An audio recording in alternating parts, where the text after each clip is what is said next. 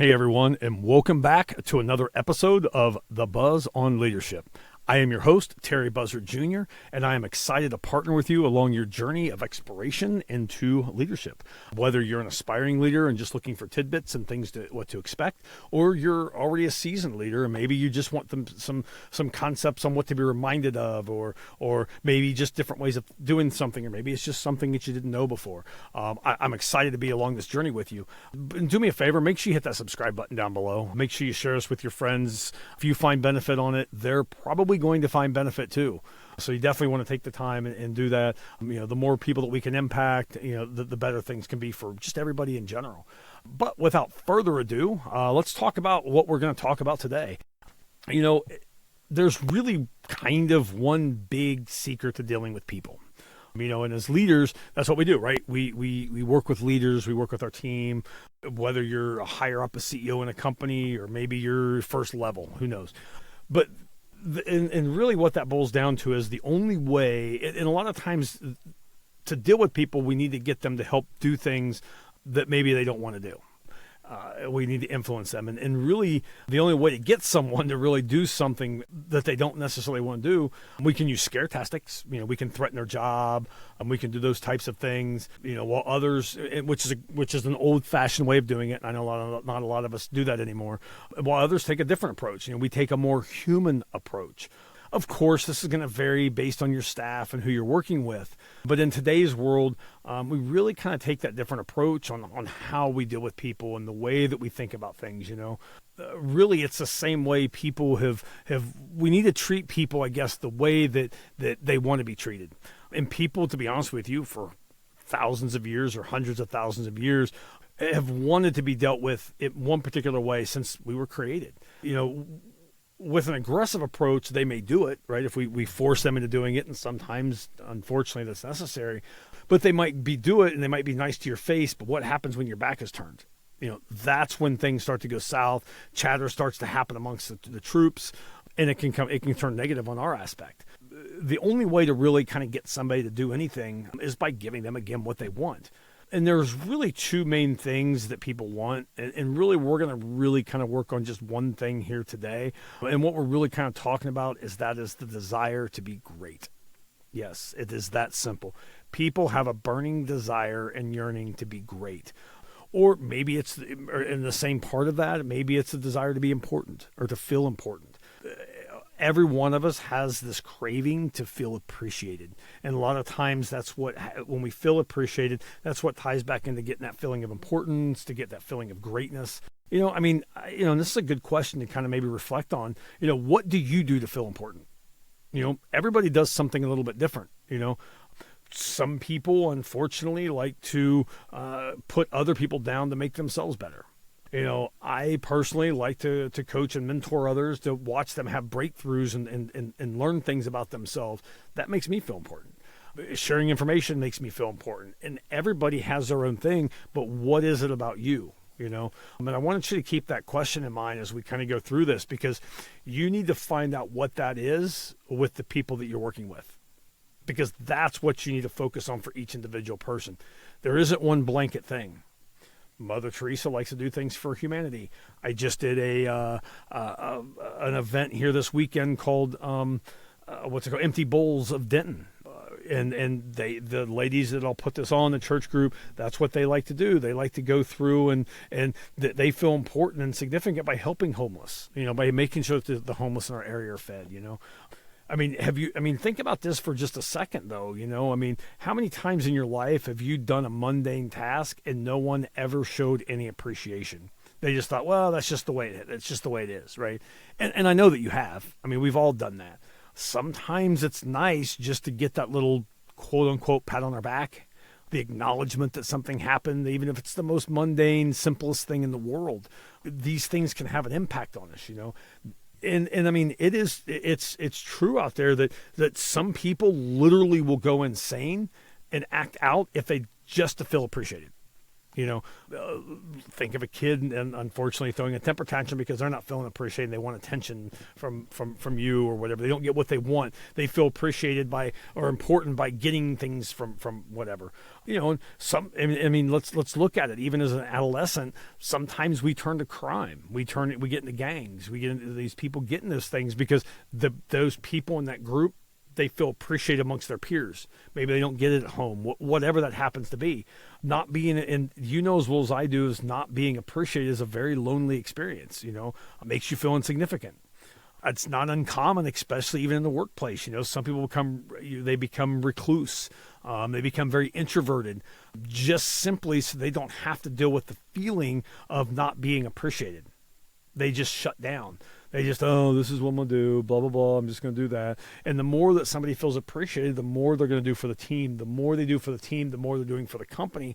The more they're doing for the company, the better everything is for everybody, right? And to be honest with you, to be a true leader, and I mean to truly inspire, one of the most important things that you can really work on is creating enthusiasm in your team.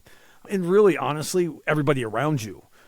I mean, think of it like a dog, right? I mean, every time you see a dog and they're really happy and they're wagging their tail and they're like, yeah, I get to see you again, It's that type of thing. You want to pet that dog. You want to be around that animal. And we need to be that same way, And it sounds easy enough, right? But I mean, how do you do it so that it really, really hits home with people? And that really kind of boils down to just simply appreciation and encouragement. Yep, those two things. Showing honest and sincere appreciation and honest and sincere encouragement to others. And that's it. And I'm talking about real appreciation, real encouragement. I'm not talking about that surface level stuff. It's not that, thanks for working 50 hours a week, 75 hours a week for us. We appreciate the extra work you're putting in. Surface level, people literally see right through that, And even kind of reflecting on an earlier episode, it really kind of starts there where, we talk about never really criticizing or condemning or complaining anytime ever, never do that. Because when they see that, people sometimes are afraid to we find out what those things are that we can do to help them be a better person. The average leader out there, or really the bulk of them, they don't do this at all. They literally do the exact opposite. They don't show any appreciation. I've worked for companies before where I didn't get one simple value of anything that I ever did. And I know I was doing good. I knew what I was doing. But from an upper level management portion, from a management position, they never said a word. And that it makes you feel crappy. And remember, people leave bad businesses. They leave bad leaders. Obviously, they'll leave a bad company if the company's not bad, but a lot of times that's leadership as well. And I kind of want you to think about it from this perspective just a little bit too. Have you ever been hungry? And I'm talking hungry. I'm talking super, super hungry to the point to where you're just starving, Maybe you were broke and just didn't have any money. And I'm talking to the point to where you're putting salt on your arm and you just want to start taking bites out of it, And I think about it from a standpoint like if you've ever done a fast. A lot of fasts, they're popular. They do great things for the body. And I see people do these 3-day water fasts and stuff all the time. And I've done them. I've done 30-day fasts before. And I can tell you this. You're more hungry and starving for food on the second day than you are on the 6th day or 20th day if you're juice fasting. Obviously, water is going to be a little bit different. But, I mean, how many people that work with you are on that second or third day of a fast when they're just starving? They just yearn for that appreciation from you. They want it so bad it hurts. And they have to stifle themselves and hold themselves back because you're not giving them what they need. I mean, think about it. What do you do to your team to show appreciation? Throwing a pizza party isn't what I'm talking about either, right? I'm just not, right? I'm talking about it, but I'm also talking about appreciation and not flattery. Oh, you look nice. You dress well. That's superficial. Again, we don't do that. I mean, flattery will get you nowhere, right? People can see right through it. I'm talking about recognizing for someone for something that most people don't notice. Those little things like the way they keep things organized, just the little things that help improve the environment. I mean, talk to them about it in front of people too sometimes, I mean, my question to you also is, what do you do to boost someone's self-esteem? We all get down on ourselves. Every single person listening to this podcast, including myself, we have negative self-talk. and we have to be cognitive of it. And if somebody else isn't helping us get through that, then we're only adding to the problem, right? And it's just like, starving for a fast. We need food for our self-esteem, for our minds, just like your staff does. I mean, you got to think about what their good points are. Think about what makes them unique. I remember, and a lot of this kind of comes from, and I hate this, but I remember when I was growing up, my mother would drag me to the mall, and I wasn't a big mall person. Sometimes I would, sometimes not, but for the most part, I just didn't have a good experience. But then she made it worse. How did they make it worse? You said, good question. Thank you for asking. We used to sit there and quote unquote people watch, and just sit and look at people, and I had zero interest in it. And then she would try to make it more exciting by saying, what do you think what kind of work do you think that person does? What do you think that person thinks? How do you think they are? And after a while, of course, you end up giving in because you can't go anywhere because it's just you're with your mother. You can't just get up and leave. So you're kind of stuck there, right? So you end up jumping in on the game. But the thing is, what that did, though, later on in life is it taught me the importance of really looking at something through somebody else's eyes. Everybody has a different journey. Everybody thinks differently. Even just like clients I have, I mean, I do things differently than the way they do. And I have to work with them on what they need to help them overcome those obstacles and those hurdles. And so it gave me, nowadays I realize it was a lesson in life. Not sure it was necessarily intentional, but now I look at everybody from their perspective and the way that they think. So I try and think from their perspective as best as I can. And really, how do you do that? Maybe you don't have a strong skill on that. Maybe you don't really think about that. So how do you get to truly know the person? And this kind of ties back into some other things that we'll get into later on as well. But if you really want to get to know the person, first off, you need to be having weekly personal conferences with them, or what you'll hear me say, PCs. And that's where you're diving in deep with them. You're asking them questions. And I'm not talking about the superficial stuff. I'm not talking about, just talking about work things, but talking about what are their goals? What do they admire? What are their habits? What inspires them? What kind of, when I say habits, what things do they like to do? And it's interesting because when you start to do these things and you start to learn, what other skills they have that you might not know about, those are things that can benefit the team.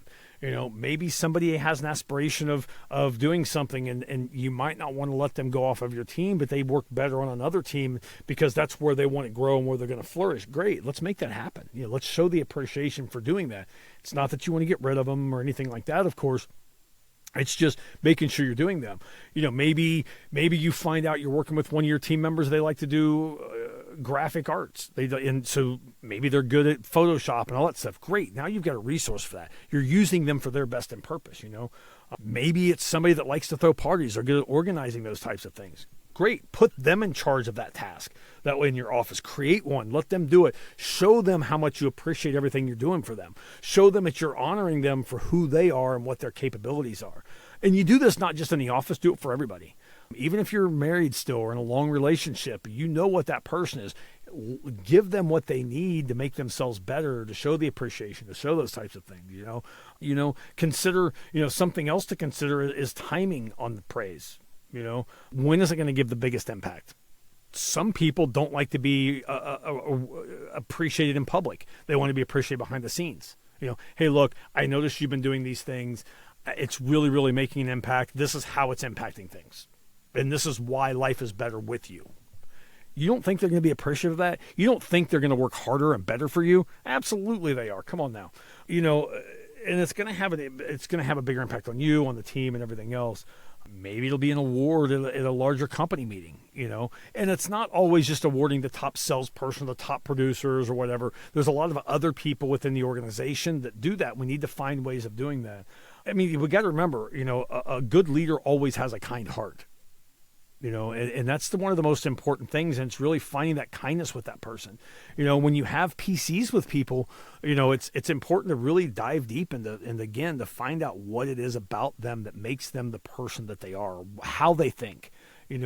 Sometimes even help sitting with them to help solve a problem, maybe bring a problem that you have to kind of work on or work through and get their input so you can learn how they think. Maybe they're going to bring a different insight that you didn't think of. You know how powerful it is when you can say, hey, you helped with this. It's you, because of you, you made this easier. Again, you don't think they're going to be appreciative of that? You don't think they're going to like that? Of course they are. Who wouldn't? Same thing with your kids. Same thing with your dog. Same thing with your spouse. Same thing with everybody, your friends. Everybody does those types of things. And it's, and it's kind of like, for me, I always make this joke is I can build a house. You can put me in the middle of Home Depot and I can literally, within a few hours, draw out and tell you how many nails you need, how everything that you need to build an entire house. Put me in the middle of Hobby Lobby and ask me to decorate it, and I'm horrible at it. I just, there's too much angst. So focus on the part that I'm good at and let somebody else focus on the other stuff that we have. And that's also part of being a leader, which we'll get into later on, of course. And I kind of want to sign off with some of this here too. Ralph Waldo Emerson said, every person I meet is superior in some way. And that I learned from them. When you take the time to spend the effort with the people that you care about on your team, whatever it happens to be, you're learning from them, and how much better of an appreciation and encouragement can they be when you do need something where you can go to them and say, hey, let's get this knocked out. Of course they're going to be that way. They won't even think twice about it.